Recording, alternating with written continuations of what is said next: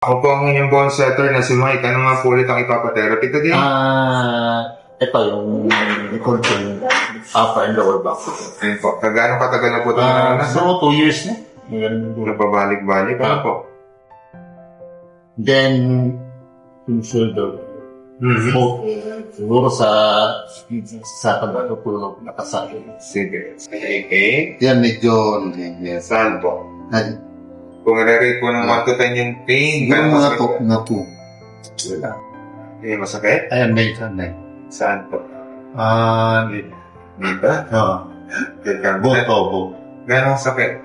Siguro mga 4, 5. Ay. Masakit? Medyo. Saan po? Sa gitna. Dito? Gano'ng sakit po yan? Siguro mga 5 din. Ay. Okay. Meron. Saan po? Dito. Dito? Gano'ng sakit po yan? Siguro mga 6. Okay. Ganda rin. Saan po? The same. Dito? Gano'ng sakit po? Kung ganun din. 6. So, yan, 7 siguro. Sakit. Gano'ng sakit? Siguro ganun, 8. Sabi. Dito? Ganun din. Saan? Dito? Dito.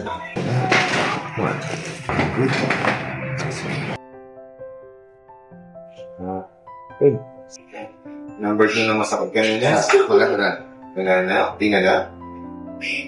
Number 5 na masakit kanina? Wala na din. Number 5 na masakit sa gitna? Wala na. Wala. Kung number 6 po kanina, ngayon ilan na? Siguro mga 2. Number 6, ganun din. Ganun din. 2? Number 7 kanina? Mga 3 siguro. Ganun 3. Number 8? Yan, mga ganun din 2. Number 8? Mga ganun. Ilan?